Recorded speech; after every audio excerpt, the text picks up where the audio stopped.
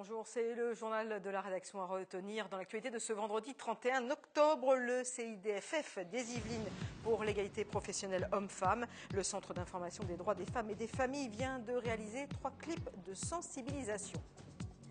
Ils ont profité des vacances de la Toussaint pour passer leur BAFA, leur brevet d'aptitude aux fonctions d'animateur. Cela s'est déroulé à Voisins-le-Bretonneux. Nous avons voulu savoir comment s'obtenait ce diplôme et quel en était le contenu. Et puis le théâtre de Saint-Quentin en Yvelines a un nouveau directeur. Il prendra ses fonctions en janvier 2015. Lionel Massetta, actuel directeur de l'Onde de Vélizy. Et puis nous reviendrons également sur l'essentiel de la semaine écoulée.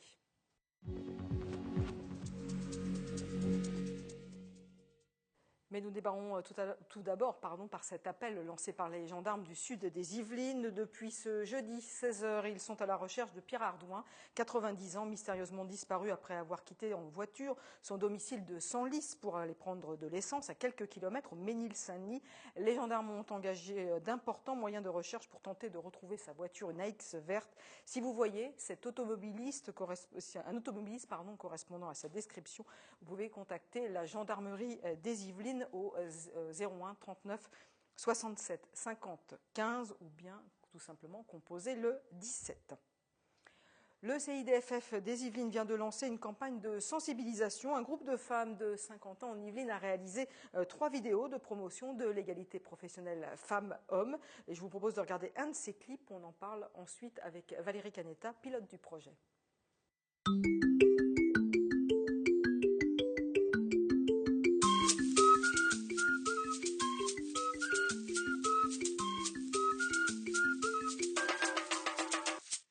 Une femme et un homme ont la même formation, le même diplôme, les mêmes compétences.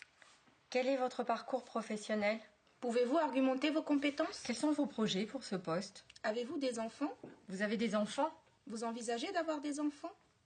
Une maternité peut poser un problème de personnel dans l'entreprise. Être mère peut poser un problème dans un parcours professionnel.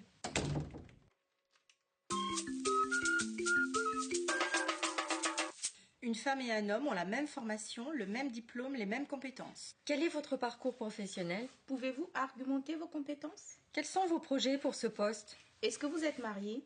Quelle est votre situation familiale? Est-ce que votre femme travaille? Envisagez-vous de prendre un congé paternité?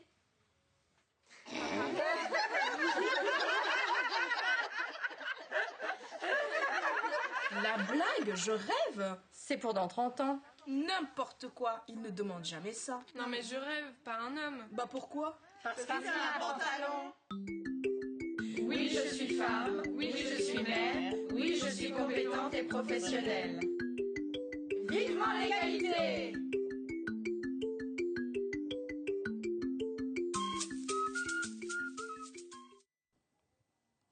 Le CIDFF, le Centre des droits des femmes et des familles, vient donc de lancer, vous venez de le voir, un nouvel outil de promotion de l'égalité professionnelle femmes-hommes, donc à travers 3 vidéos.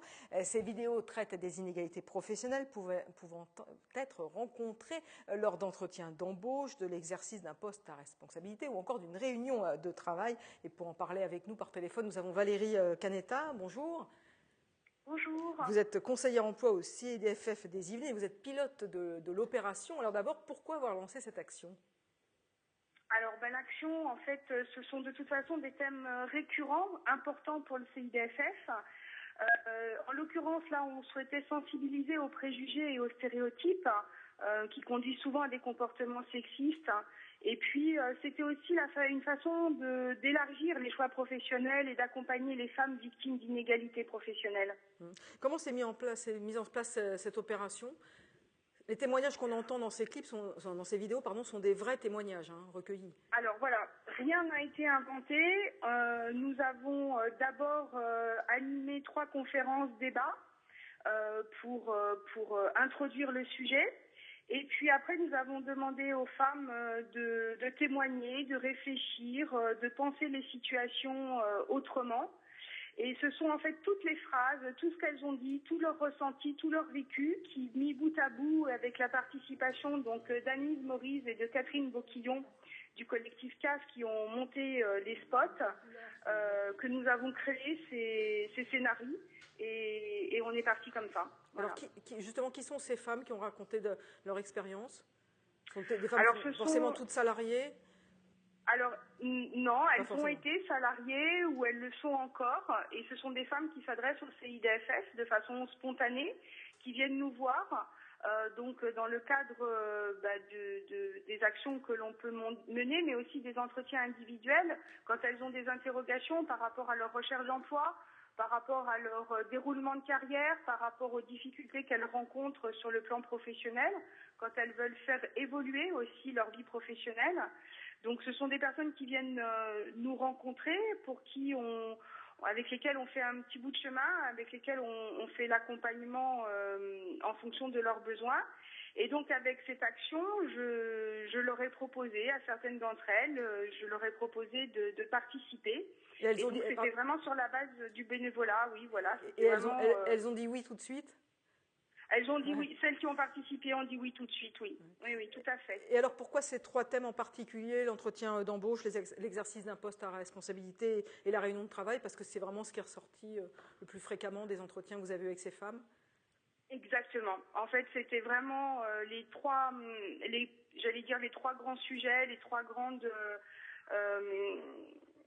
occasions en fait dans lesquelles elles ont ressenti le plus les injustices professionnelles, des inégalités, et donc on les a rassemblées sur ces 3 thèmes-là. On aurait pu faire d'autres choses. Voilà, il s'est avéré que c'est ressorti comme ça et que ça convenait à tout le monde, et surtout ça leur convenait, parce que pour moi il était vraiment très important que leurs paroles soient intactes. Et quand elles ont vu les vidéos, elles ont réagi comment? Elles se sont vraiment retrouvées Elles étaient contentes. Elles étaient contentes. Nous leur avons diffusé lundi 27, donc il y a quelques jours, une fois qu'ils nous ont été remis aussi. Et elles étaient très contentes. Alors ça veut dire globalement, Valérie Canetta, quand on regarde ces vidéos, qu'il y a encore beaucoup de travail à faire pour l'égalité homme-femme. Alors femme-homme, on va dire. Allez, l'égalité femme-homme. C'est pas gagné, hein? Oui, mais oui. Et donc c'est pour ça que c'est important d'en parler, important de diffuser, et puis surtout de leur dire aussi que voilà, elles sont pas toutes seules. Il y a souvent quand on est victime d'une injustice, on a l'impression, il y a un repli sur soi qui se fait parce qu'on a l'impression que ça n'arrive qu'à nous. Et en fait non, pas du tout. Elles sont nombreuses. Il y a des femmes qui veulent faire avancer ça, il y a des hommes aussi, ça aussi il faut le dire, et on peut rien faire sans les hommes non plus, on peut pas non plus avancer sans que la volonté elle soit vraiment collective. Mais c'est vrai qu'il y a encore du travail à faire, c'est vrai. Et oui. Et ces clips de promotion, alors ils vont être diffusés largement, vous savez où? Alors, diffuser largement, j'espère. Alors, en fait, le but au départ, c'était quand même que ce soit un outil dans des interventions futures, soit par nos partenaires de l'insertion, mais aussi, voilà, que ça fasse boule de neige, que les gens en parlent, et puis pourquoi pas aussi dans les entreprises, dans le recrutement, peu importe.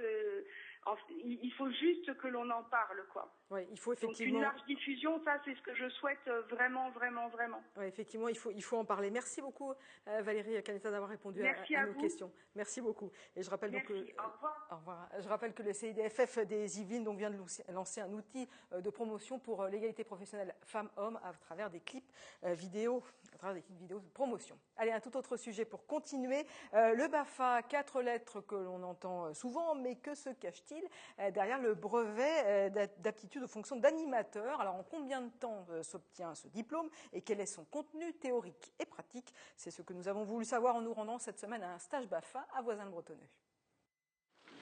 Dans un centre primaire, donc enfance, avec des enfants âgés de 6 ans et plus, combien faut-il d'animateurs, sachant qu'ils sont pardon, au nombre de 60?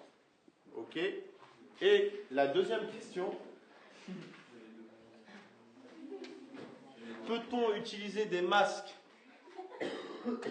des tubas ou des palmes lors d'une activité Nous ne sommes pas dans une salle de classe, mais au centre Alfred de Vigny de Voisins-le-Bretonneux. Je vous laisse 4 minutes. Et ceux qui sont autour des tables ne sont pas en train de passer un examen scolaire, mais leur BAFA, leur brevet d'aptitude aux fonctions d'animateur. Un diplôme qui leur permettra ensuite de travailler en centre de vacances ou de loisirs, d'autant plus demandé en ce moment que les communes doivent organiser les TAP, les temps d'activité périscolaire au sein des écoles. Le BAFA se décompose en 3 phases. Une première formation générale de 8 jours pour l'apport théorique de base. On va parler du public avec lequel les stagiaires vont travailler, donc les enfants, sachant que le BAFA vous permet de travailler avec des mineurs de 3 ans jusqu'à 17 ans.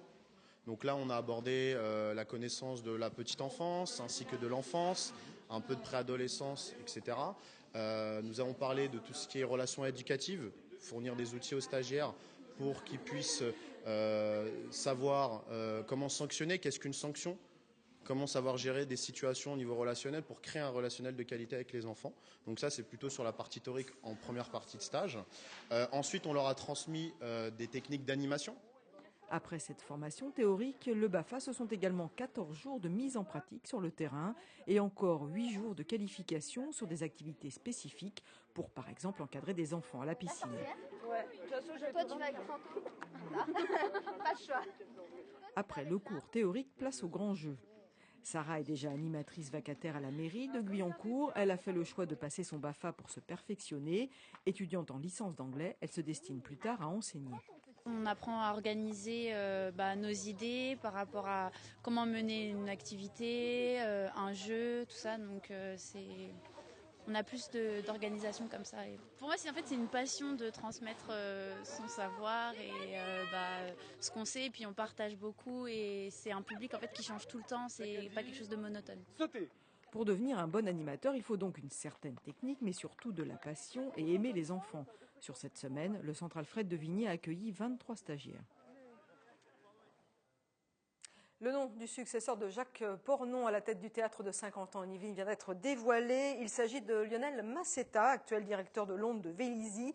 Il a été désigné à la fois par le ministère de la Culture et le président de la communauté d'agglomération de Saint-Quentin en Yvelines. Lionel Massetta prendra officiellement ses fonctions en janvier 2015. Un intérim est actuellement mis en place après le départ à la retraite de Jacques Pornon, survenu en octobre. Dans son projet, Lionel Massetta veut développer le théâtre et la musique. Il souhaite aussi s'ouvrir sur le territoire de l'agglomération et plus largement du département, associer artistes mais également chercheurs, entreprises, habitants, à travers par exemple des rencontres in-cité. Lionel Massetta prend donc la suite de Jacques Pornon. Ce dernier avait été nommé directeur du théâtre de la Scène nationale en septembre 2005 et aura donc passé presque 10 ans à la tête du théâtre de Saint-Quentin en Yvelines. Et je vous propose maintenant de passer à l'essentiel de la semaine.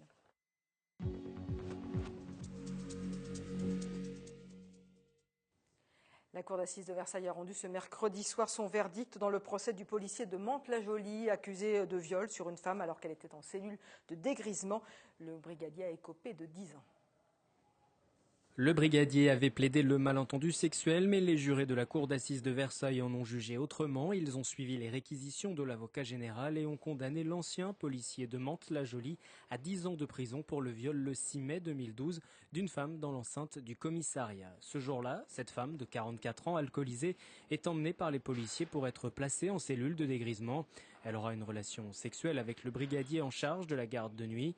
Ce dernier a assuré qu'elle était consentante. La victime, elle, a parlé de cauchemar. Les jurés ont donc tranché en estimant qu'il s'agissait bien d'un viol commis par personne abusant de l'autorité que lui confèrent ses fonctions. La peine prononcée est une peine de 10 ans d'emprisonnement et des dommages et intérêts ont été alloués à ma cliente ainsi qu'à son mari. Très soulagée que la culpabilité ait été retenue. Elle n'a pas fait de commentaire particulier sur la durée de la peine d'emprisonnement. C'est une peine qui est importante, évidemment. Ça reste un homme qui n'a pas de casier judiciaire, qui a des enfants, qui a un avenir. Donc c'est une peine relativement lourde, mais il encourait quand même 20 ans d'emprisonnement. Au départ, on a un dysfonctionnement au sein d'une institution pour que finalement des institutions interviennent comme elles le devaient. L'avocat du policier n'était pas joignable ce jeudi. Le policier pourrait faire appel du jugement. Il a jusqu'à mardi pour donner sa décision. Cela fait plusieurs mois qu'au sein de l'office HLM Auplivois, il n'y a plus de représentants yvelinois et valdoisiens, alors que l'office est pourtant intercommunal.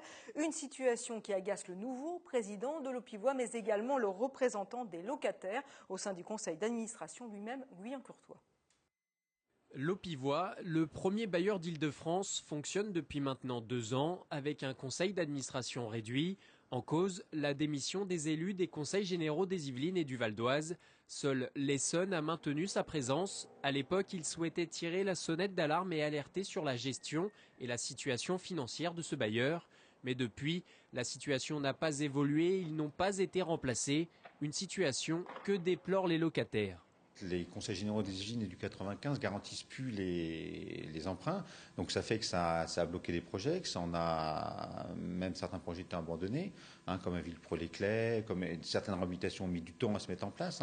Donc maintenant, Pierre Bédier nous dit qu'il y a d'autres mécanismes financiers, certes, mais il est président du Conseil général. Et avant la mise en place d'autres mécanismes, c'est plutôt à lui, en tant que président, à garantir l'emprunt du deuxième bailleur de France. Les administrateurs encore présents se disent fragilisés, un constat repris par le nouveau président de l'Aupivoix lors de sa première conférence de presse en septembre dernier. Oui, moi j'ai été frappé et heurté de voir des élus du Conseil général du 78 et du Conseil général du Val d'Oise qui depuis 2 ans refusent de siéger au conseil d'administration de l'Aupivoix. Ils y ont leur place, mais depuis 2 ans ils n'ont pas désigné leurs représentants, ça atteste d'une forme de désinvolture. Pour le président du Conseil général, la solution réside dans la départementalisation. Une fausse bonne idée selon les administrateurs, ce changement de gestion accentuerait les écarts en termes de logement entre les départements. On a un personnel très inquiet au sein de l'Aupivoix et ça veut dire quoi vis-à-vis de la solidarité en Ile-de-France. C'est pour ça que la régionalisation est un projet structurant. La départementalisation n'a pas de sens à l'échelle des économies qu'on pourrait faire. La loi Allure permettrait à l'Aupivoix d'être régionalisée d'ici 2016. Des négociations seraient actuellement en cours. En Ile-de-France, l'Aupivoix regroupe 50 000 logements, dont 16 000 dans les Yvelines. À l'occasion de la journée mondiale de lutte contre l'AVC, ce mercredi, le centre hospitalier de Versailles a organisé une journée de sensibilisation. L'accident vasculaire cérébral touche une personne toutes les 5 secondes dans le monde. Un accident vasculaire cérébral, c'est la survenue d'un déficit brutal neurologique où il existe une lésion vasculaire. Dans 80% des cas, il s'agit d'un infarctus cérébral, soit un caillot dans une artère.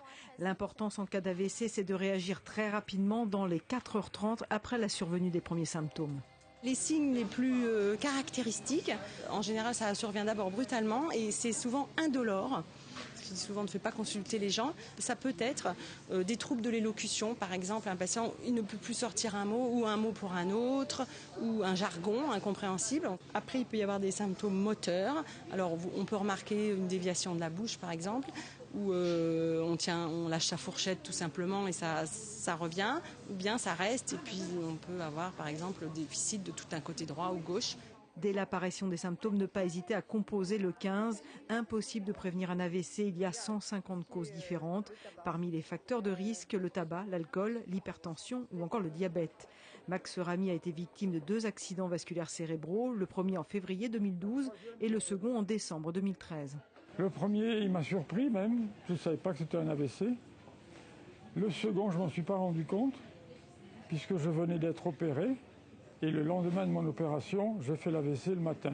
Aujourd'hui, après de nombreux efforts de rééducation, Max a pu récupérer son bras gauche et poursuivre la sculpture. C'est grâce à la sculpture un peu que j'ai repris la maîtrise de ma main droite. Ça prouve quand même aux gens qui viennent voir qu'on peut faire des choses malgré un AVC. C'est un message d'espoir, c'est tout. Que ce soit pour les orthophonistes, que ce soit pour qui sont paralysés, etc. Il faut travailler jusqu'au bout. L'an passé, 700 cas d'AVC ont été traités au centre hospitalier de Versailles, un nombre en évolution constante. Dans un des hangars de l'aérodrome de Saint-Cyr-l'École, Bertrand Gauthier, un passionné d'aéronautique, fabrique lui-même une réplique du chasseur Mustang, un avion mythique qui devrait voler pour la première fois à la fin de cette année. Comme tous les jours, Bernard Gauthier part au travail, mais son trajet est plutôt très court car il a élu domicile juste en face d'un hangar où il construit la réplique d'un Mustang, un avion de chasse américain des années 40. Donc là, ça c'est la partie longeron, c'est la partie primordiale de l'avion parce que se fixent les trains, se fixe le vérin et puis c'est ce qui fait la résistance. Cet ancien salarié d'Air Inter a serré ses premiers boulons en 1992 avec par moment un arrêt du chantier seulement pour construire lui-même sa maison. Désormais, Bernard Gauthier est dans la dernière ligne droite. Je pense qu'on fait ça une seule fois dans sa vie. On fait ça une seule fois dans sa vie. C'était un challenge. Sans formation de mécanicien, il est incollable sur la moindre pièce de son Mustang. Il a changé le moteur et a installé un 6 cylindres de 350 chevaux.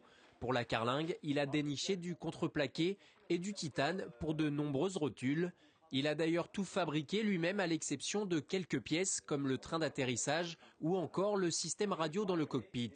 L'objectif, rester fidèle à son illustre ancêtre. J'ai trouvé des vrais palonniers de Mustang, le manche de Mustang. Je veux absolument la conception, les banques, tout ça intérieurement, tout ça. C'est moi qui les ai fait. Je veux que ça ressemble à un avion de guerre. Je veux pas de GPS, je veux pas de choses comme ça. Tous les instruments, c'est des vieux instruments qui sont passés dans chez des professionnels, qui les ont remis en état. Ils sont tout neufs, mais ce sont des vieux instruments, des Magnaflux, des choses comme ça, des instruments d'époque. Il est même allé jusqu'à fabriquer des répliques de mitrailleuses. Tout cela pour un investissement total de 40 000 €. À 64 ans, Bernard Gauthier ne compte plus les heures passées dans ce hangar. Son seul but, voir voler son bébé ailé. Le premier décollage est prévu début 2015, mais avis aux intéressés, il sera très compliqué de prendre les commandes. Je le dis tout de suite, s'il y avait quelqu'un qui pense qu'un jour s'asseoir dedans en statique, no problème. Le piloter, gros big problème. Oui. Ah ça, il aime son avion, Bernard Gauthier. Et je vous propose maintenant de découvrir une entreprise qui vient juste de démarrer, mais pourrait rapporter beaucoup dans quelques années, car sa propriétaire installée à Vic cultive du safran, une des épices les plus chères au monde, 30 000 € le kilo, ça fait rêver. Avec son panier en osier, Aurélie Jacques part à la cueillette, non pas des champignons, c'est de saison, mais du safran, une des épices les plus chères au monde qui se cultive en pleine terre. Là, vous avez la première parcelle que j'ai plantée l'année dernière, qui représente à peu près cette année 10 000 bulbes. Donc elle a déjà beaucoup fleuri. Là, on est en fin de récolte, donc il reste quelques fleurs. Les fleurs de crocus sont cueillies le matin car elles sortent la nuit. Elles sont ensuite émondées pour isoler le pistil rouge, qui est la fameuse épice. Le pistil doit être immédiatement séché. Une fois qu'il aura perdu 80% de son poids, il pourra être mis en pot. Je l'éparpille bien. C'est parti pour une demi-heure. Cette année, Aurélie Jacques a cueilli 27 000 fleurs, 15 000 bulbes supplémentaires ont été plantés. Autant de plantations pour une production de 300 grammes seulement de safran. Et pour obtenir ces quelques grammes, beaucoup de travail. On plante tout à la main, donc on est obligé de faire une tranchée avec un outil qui s'appelle une houe. Et après on plante à la main à genoux, on rebouche, on fait les allées avec une pelle. Donc déjà c'est assez physique. Et après il y a le désherbage qui se fait aussi à la main. Donc moi je n'apporte pas de pesticides ou autres. Le safran, Aurélie Jacques l'a découvert un peu par hasard. En 2008, ses parents agriculteurs décident de prendre leur retraite. Se pose la question de la reprise de l'exploitation céréalière familiale. Un voisin vient donner un coup de main. Aurélie imagine de créer elle-même ses productions et apprend que le safran pousse en France. En 2012, j'ai fait un stage chez Véronique Lazera, qui est la plus grande safranière de France. Et puis je me suis lancée dans l'aventure. J'avais fait un premier test en plantant 1000 bulbes.